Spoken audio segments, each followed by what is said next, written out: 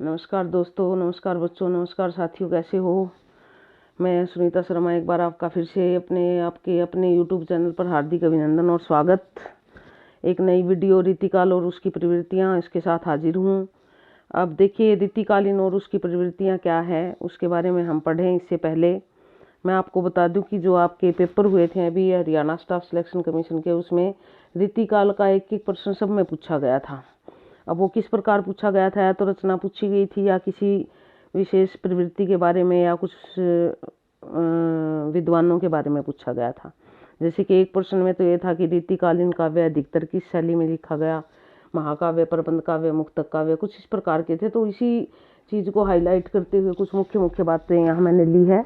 तो देखिए, इससे पहले कि हम आगे बढ़े, जल्दी से आप लाइक करो, शेयर करो, नए बंधु नए बच्चे हैं वो सब्सक्राइब करें, क्योंकि आपके काम की चीज़ें हैं। हिंदी वालों के लिए तो है ही है, उसके साथ साथ पिछली हिंदी को देखते हुए सामान्य बच्चों के लिए भी है। बड़े इजी लैंग्वेज में समझाने की कोशिश करी है, उम्मीद है कि आपको समझ आएगी। देखिए, रही प्रश्नोत्तर की बात, कुछ बच्चे सोचते होंगे प्रश्नोत्तर के बिना, तो अगर आपको प्रश्नोत्तर देखने हैं तो हर काल की हर प्रवृत्तियों के साथ लगभग 150-125 प्रश्न जो है ना मेरे वीडियो चैनल पे आपको मिल जाएंगे। आप उस पर अगर डाल के ढूंढोगे तो, क्योंकि हर की वीडियो मैंने प्रश्नोत्तर की पहले से डाली हुई है ऑप्शनल। तो देखिए, बेसिक चीजें करते हैं यहाँ पे। पहला है हमारा रीतिकाल और उसकी प्रवृत्तियां। रीतिकाल और उसकी प्रवृत्तियां, पहले रीतिकाल देख लेते हैं। आचार्य रामचंद्र शुक्ल का जो है ना काल विभाजन है, जो सबसे ज्यादा मान्य है। तो यहाँ उन्होंने जो समय, या उन्होंने अधिकतर आचार्यों ने, रीतिकाल में कोई विवाद नहीं है समय में, अधिकतर क्या सभी आचार्यों ने 1700 से 1900 विक्रमी संवत के समय को रीतिकाल का नाम दिया है। अगर सन में उसको बदलें तो वही 57 साल माइनस हो जाएगा, यानी कि 1643 ईस्वी से 1843 ईस्वी तक का समय किसका है, रीतिकाल का है। अब रीतिकाल को विभिन्न विद्वानों ने अलग अलग नाम दिए हैं। रीतिकाल के नाम के बारे में तो विद्वान अलग अलग है, समय के बारे में अलग अलग नहीं है। रीतिकाल को रीतिकाल नाम देने वाले कौन थे? आचार्य रामचंद्र शुक्ल और डॉक्टर राम कुमार वर्मा। आचार्य रामचंद्र शुक्ल जिनका काल विभाजन सबसे ज्यादा मान्य है। उसके बाद अलग अलग विद्वानों ने और भी नाम दिए। उत्तर मध्य काल, ये भी आचार्य रामचंद्र शुक्ल ने दोनों नाम दिए थे, रीतिकाल भी दिया, उत्तर मध्य काल भी दिया। और इसके अलावा गणपति चंद्र गुप्त ने भी उत्तर मध्य काल कहा रीतिकाल को। फिर अगला है हमारा अलंकृत काल मिश्र, बहुत ही इंपॉर्टेंट है। अलंकृत काल किसने नाम दिया था? मिश्र बंधुओं ने दिया था। 3 थे मिश्र बंधु नाम से ही जाने जाते हैं। इन्होंने रीतिकाल को अलंकृत काल कहा। क्योंकि अलंकृत काल क्यों कहा? क्योंकि इस समय में अलंकारों का ज्यादा मोह था और कवि खूब सारे अलंकारों का प्रयोग करते थे। और अलंकारों, यूं लगता था जैसे अलंकारों के लिए कविता लिखी गई है, ना कि कविता में अलंकार स्वाभाविक आए हैं।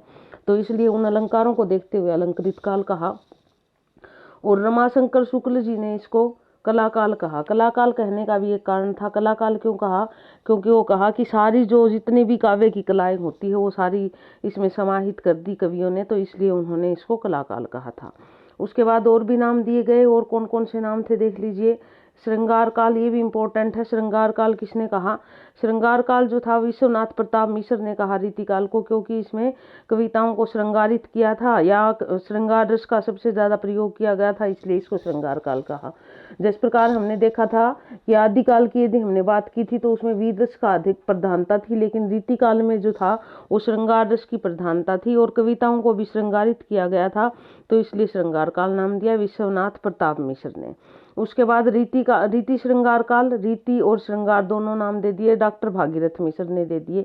रीति और श्रृंगार काल दोनों नाम दे दिए। अब देखिए बच्चों, इसको अगर याद करने के तरीके तो किसी न किसी चीज को जोड़ के याद करोगे।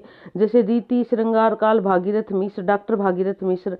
भागीरथ कौन थे? जो गंगा धरती पर लाए थे। तो यहाँ पर जो है वो श्रृंगार के साथ साथ रीति भी चलाई, गंगा ने आके धरतीवासियों को श्रृंगारित किया। इस प्रकार इसको जोड़ लेंगे हम। विश्वनाथ प्रताप मिश्र क्या है? श्रृंगार काल विश्व, यानी कि विश्व में जो है हमें कौन सी चीजें अच्छी लगती है, जो श्रृंगारित होती, सुसज्जित होती, इस प्रकार इसको करके जोड़ लो। तो इस प्रकार हमें एक दूसरे से जोड़ जोड़ के याद करना पड़ेगा, रट्टे मारोगे तो याद नहीं रहेगा, भूल जाओगे। उसके बाद अगला देख लीजिए, अगला क्या है? अधिकतर विद्वान जो है वो इसी बात पर सहमत होते हैं कि इसका नाम जो है वो क्या है, रीतिकाल है। क्यों है रीतिकाल नाम इसका? क्योंकि उस समय जो है रीति शब्द का प्रयोग क्यों किया गया था, आगे हम इस बात को स्पष्ट कर लेंगे। रीति का प्रयोग क्यों हुआ था, रीतिकाल इसको क्यों कहा गया था।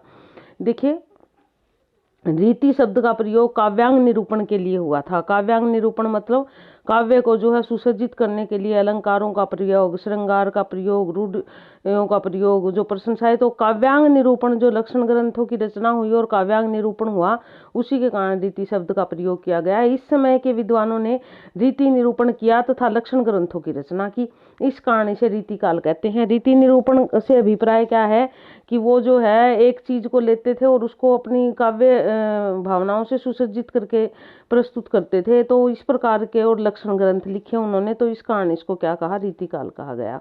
उसके बाद अगला हमारा आचार्य रामचंद्र शुक्ल जी, काफी इंपॉर्टेंट है ये अगली परिभाषा जो हमारी। आचार्य रामचंद्र शुक्ल ने चिंतामणि को रीति काल का प्रवर्तक माना है। देखिए बहुत सारे विद्वानों में ये एक कोई तो केशव को रीति काल का प्रवर्तक मानता है और कोई चिंतामणि को मानता है।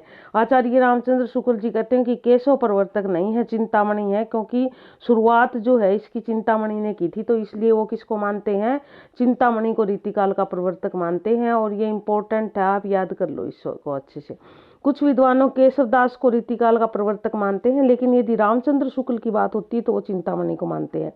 रीति के आधार पर रीति काल को 3 भागों में बांटा जाता है। जो रीति काल के ग्रंथ लिखे गए उसके आधार पर हम रीति काल को 3 भागों में बांटते हैं। इंपॉर्टेंट है जो तीनों भाग है हमारे।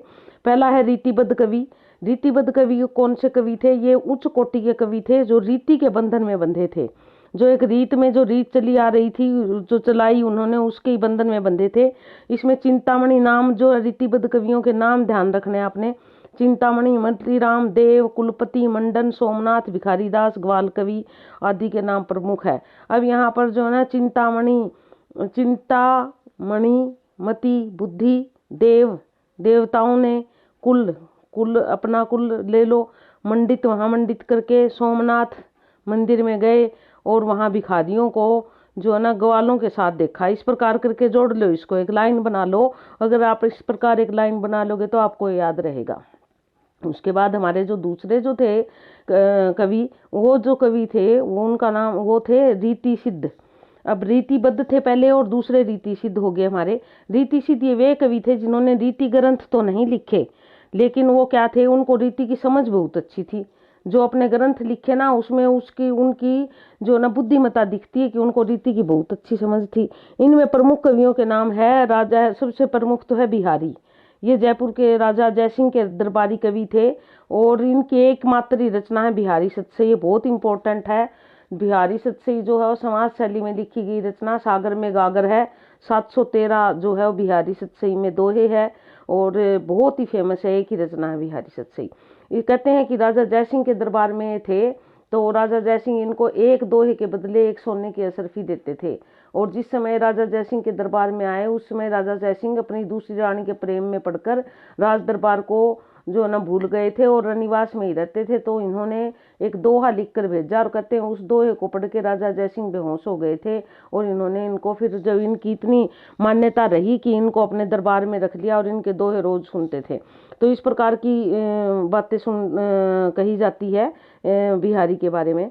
उसके बाद है इसके अतिरिक्त जो है वो रीति सिद्ध कवि और है, भूपति है, चंदन है और मतीराम का नाम भी आता है। अब यहाँ पर जो है मतीराम जो है वो किस में था, मतीराम पिछले में भी था, किस में था आपने देखा होगा, रीतिबद्ध में भी था मतीराम। तो कुछ चीजें इनकी जो है मतीराम की रीति सिद्ध में भी है। तो मतीराम को यहाँ पर आप पहले दर्जे का तो आप यहाँ ना लेके पिछले में ले तो ज्यादा ठीक रहेगा। उसके बाद अगला देख लीजिए रीति मुक्त कवि। ये बहुत इंपॉर्टेंट है, ध्यान से देने की जरूरत है। रीति मुक्त कवि कौन से थे, ये वो कवि थे जो रीति से मुक्त थे, यानी कि इन्होंने रीति का निरूपण नहीं किया। ये वे कवि थे जो रीति बंधन से पूर्ण रूप से मुक्त थे और इन्होंने रीति ग्रंथों की रचना की। इनमें जो क्या था, इन्होंने रीति मुक्त ग्रंथों की रचना की, यानी कि स्वानुभूति थी इनमें, मैं अपने ही प्रेम का वर्णन करते थे ज्यादातर। इसमें क्या था, बोधा, आलम, ठाकुर और द्विजदेव, या 4 नाम प्रमुख आते हैं।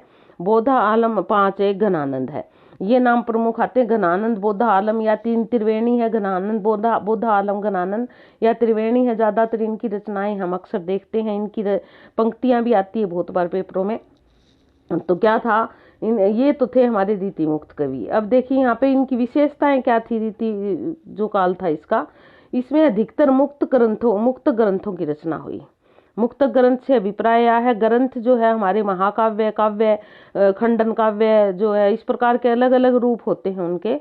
तो यदि इनको देखें तो यहाँ बात आती है मुक्तक ग्रंथों की। सबसे ज्यादा मुक्तक रूप से ग्रंथ लिखे इन्होंने, यानी कि प्रेम का वर्णन किया। कोई ये किसी उसमें तार में बांध के नहीं लिखे कि भाई यही है, यही कहानी चलेगी, ऐसा कुछ नहीं था।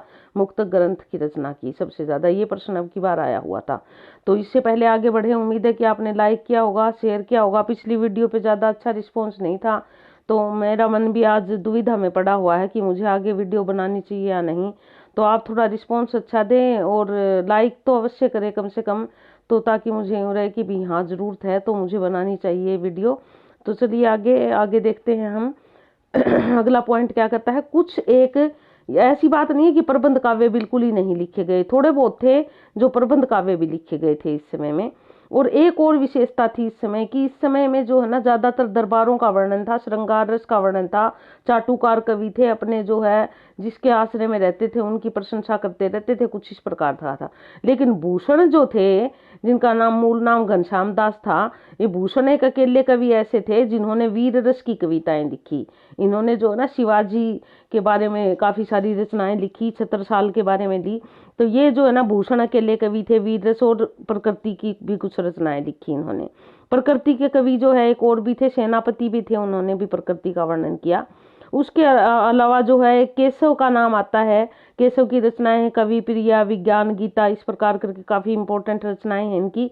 लेकिन केशव को कठिन काव्य का प्रेत कहा जाता है। क्या कहा जाता है? कठिन काव्य का प्रेत, क्योंकि इनके जो है उसमें छंदों का ये ज्यादा प्रयोग करते थे और रचना जो ना कुछ इस प्रकार होती थी कि वो कठिन काव्य की श्रेणी में आती थी। केशव की रामचंद्रिका को छंदों का अजायब घर कहा जाता है। इनकी रचना है केशव की रामचंद्रिका, इसको कहते हैं छंदों का अजायब घर। अजायब घर तो समझते हो गए आप, जिसमें बहुत सारी चीजें एक जगह इकट्ठी हो जाए, वैसे चिड़ियाघर को कहते हैं अजायब घर। बिहारी के दोहे गागर में सागर है, यानी कि थोड़ी बात में बहुत अधिक कहना, या समास शैली में जिसको हम कह सकते हैं, वो है बिहारी के दोहे। और क्या विशेषता देख लेते हैं इस समय की। अगली है, इस समय की रचनाओं में प्रकृति वर्णन बहुत कम है। सेनापति व भूषण ने ही प्रकृति का वर्णन किया है। क्या है, किस चीज का वर्णन है? फिर वही राज्य रानी, श्रृंगार का वर्ण, चाटुकारिता, यही है सारा कुछ। अधिकतर कवि राजाओं के आश्रय में रहते थे और वहीं का जो है वर्णन करते थे, बाहर की दुनिया से उनको कोई लेना देना नहीं था। ज्यादातर रचनाएं कवित और सवैया छंद में प्रयोग लिखी गई है, लेकिन इसका मतलब ये नहीं कि और छंदों का प्रयोग नहीं हुआ। दोहा छंद भी बराबर चला है, सोरठा भी चला है, लेकिन ज्यादातर रचनाएं कवित और सवैया छंद में है। उसके बाद अध्यात्म, बहुत अधिक अलंकारों का प्रयोग है, लगभग सभी अलंकारों का प्रयोग हुआ है। श्रृंगार रस का सबसे ज्यादा प्रयोग हुआ है। श्रृंगार रस का प्रयोग हुआ है तो इस कारण जो है वो अतिशयोक्ति अलंकारों का प्रयोग भी बहुत हुआ है इसमें, तो ये ध्यान रखने की जरूरत है। बहुज्ञता तथा चमत्कार प्रदर्शन है। जो उस समय के कवि थे वो अपने आप को यूं समझते थे कि हम बहुत विद्वान है, बहुत ज्यादा ज्ञाता है, तो वो भी इस समय की रचनाओं में देखने को मिलता है। तो इस प्रकार ये रीतिकाल की कुछ प्रवृत्तियां थी। इसके अलावा जो और प्रवृत्तियां हैं वो देख लेते हैं। क्या है? अधिकतर काव्य ब्रज भाषा में है। जैसे अगर आप मान लो, आपने पिछली वीडियो में देखा होगा, अगर हम सूफी काव्य की बात करें तो अधिकतर अवधी भाषा में लिखा हुआ है। अगर हम तुलसीदास की बात करें तो अवधी है, सूर की बात करें तो ब्रज है। इसी प्रकार यदि हम रीतिकालीन रचनाओं की बात करते हैं तो रीतिकालीन रचनाएं अधिकतर ब्रज भाषा में लिखी गई है। कौन सी में लिखी गई है? ब्रज भाषा में लिखी गई है। उसके अलावा है, ये तो हो ही गया हमारा श्रृंगार रस की बहुलता है। श्रृंगार रस है तो श्रृंगार रस के साथ गुण कौन सा आएगा? माधुर्य गुण आएगा। मैंने गुण का जो है एक वीडियो डाला था इस प्रकार का भी, और आपके पेपर में भी गुणों से संबंधित प्रश्न आया हुआ था, तो ये इंपॉर्टेंट बन जाता है। श्रृंगार रस है तो अधिकतर माधुर्य गुण है। स्वच्छंद प्रेम का चित्रण है। जो विशेष तौर पर जो रीति मुक्त कवि थे उन्होंने स्वच्छंद प्रेम का वर्णन किया अपनी रचनाओं में। स्वानुभूति, ये भी रीति मुक्त कवि है, उन्होंने भी अपनी स्वानुभूति दिखाई है उसमें। यह प्रेम को पथ महाकराल की तलवार पे धावरो है, इस प्रकार की जो ना पंक्तियां इन कवियों ने लिखी। तो ये जो था, ये क्या था? इनकी अपनी अनुभूति थी, अपनी। जो घनानंद की यदि बात करें तो उनकी प्रेमिका थी सुजान, कहते घनानंद कुरूप थे और सुजान एक नर्तकी थी, बड़ी सुंदर थी, और वो उससे प्रेम करते थे। जब वो उसको छोड़ के चली गई तो उन्होंने इस प्रकार की रचनाएं लिखी। तो ये सारा कुछ है उसमें। इसके अलावा जो प्रमुख रचनाएं हैं रीतिकालीन, हम उनका जिक्र कर लेते हैं, क्योंकि कई बार रचना पूछ ली जाती है। तो वैसे तो बहुत सारी है, लेकिन प्रमुख रचनाओं की बात की है हमने यहाँ पे। अब देखिए सबसे पहले बात कर लेते हैं हम केशव। केशव की रचनाएं हैं कवि प्रिया, रसिक प्रिया, जहांगीर, बहुत ही इंपॉर्टेंट है ये, जहांगीर, जस चंद्रिका, रामचंद्रिका और विज्ञान गीता। ये लास्ट वाली तीनों बहुत इंपॉर्टेंट है याद करने की। जहांगीर, केशव जो न रामचंद्रिका, केशव जो केशव कृष्ण था, रामचंद्रिका राम है, विज्ञान गीता यानी कि जो है ना जिस प्रकार केशव ने श्री कृष्ण ने गीता का उपदेश दिया तो इनकी रचना का नाम भी जो है ना विज्ञान गीता इस प्रकार जुड़ा हुआ है।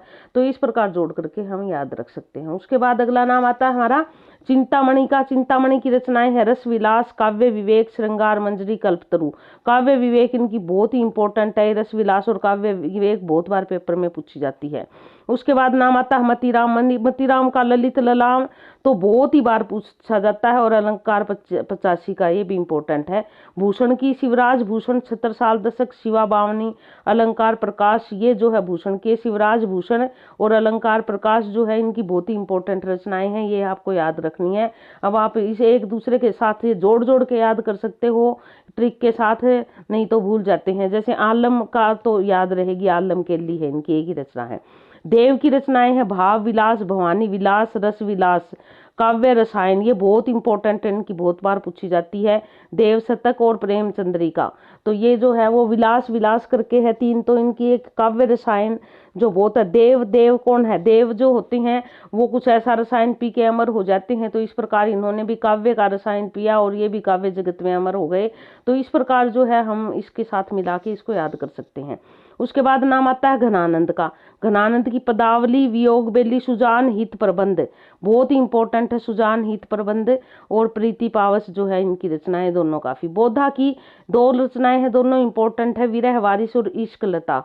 इसके बाद पद्माकर की जगत विनोद, पद्मभरण, ये अब की बार पूछी गई थी, पद्माभरण किसकी रचना? पद्माकर की है, तो ये इनकी रचना। और गंगा लहरी ये इंपॉर्टेंट है इनकी, पद्माभरण सबसे इंपॉर्टेंट है। उसके बाद नाम आता है द्विज देव का। श्रृंगार लतिका, श्रृंगार बत्तीसी बहुत इंपॉर्टेंट है और ये कवि कल्पतरु भी इंपॉर्टेंट है, याद करने की है। द्विज देव, द्विज मतलब आप यूं मान के चलो कि ब्राह्मण देवता, तो श्रृंगार बत्तीसी, अब श्रृंगार हम इसको ना श्रृंगार बत्तीसी को बेताल बत्तीसी करके जोड़ लेते हैं। श्रृंगार कौन करता है? जो देव होता है। तो इस प्रकार कल्पद्रुम, कवि कल्पद्रुम जो देवता होते हैं कल्पद्रुमों में घूमते थे, तो कवि कल्पद्रुम, इस तरह करके जोड़ लो इसको। जसवंत सिंह भाषा बहुत इंपॉर्टेंट है, भाषा भूषण अब की बार भी पूछी गई थी किसी पेपर में। भाषा भूषण किसकी रचना? जसवंत सिंह की है। नंद विलास, सिद्धांत बोध, ये इनकी है, तो भाषा भूषण बहुत इंपॉर्टेंट है। सेनापति की कवि कवित रत्नाकर, ये इनकी रचना है। तो इम्पोर्टेंट वैसे जो जो मैंने यहाँ उठाई है, इसके अलावा सैकड़ों रचनाएं हैं इनकी, लेकिन जो जो उठाई वो इम्पोर्टेंट ही उठाई है यहाँ। इनको तो कम से कम किसी न किसी के साथ जोड़ के हम याद करेंगे। इसके अलावा जो है जिस निधि रतन हजारा हिंडोल, ये जो है रस निधि है, ये यहाँ पर जस निधि नहीं है, ये नाम है हमारा रस निधि। रस निधि की रचनाएं हैं, एक तो रतन हजारा और एक इंडोल, दोनों ही इंपॉर्टेंट है इनकी। तो ये हमारे थे कुछ प्रमुख प्रमुख कवि जिनकी रचनाओं का हमने जिक्र किया। तो इस प्रकार आपने वीडियो देखी, इसके लिए आपका बहुत धन्यवाद और उम्मीद करती हूँ कि आपको पसंद आई होगी और इससे कुछ लाभ भी होगा आपको। अगर आपको यूँ लगता है कि ये हमें बेसिक नहीं चाहिए, प्रश्नोत्तर चाहिए, तो आप मेरे यूट्यूब चैनल पर जाके रीतिकाल के प्रश्नोत्तर की जो सर्च करिए आएगा वहाँ पे, और प्रश्नोत्तर वहाँ से देख सकते हैं आप। तो उम्मीद है कि आपने लाइक किया होगा, शेयर किया होगा, सब्सक्राइब तो करते ही रहते हैं आप। धन्यवाद आपका फिर से, जय हिंद।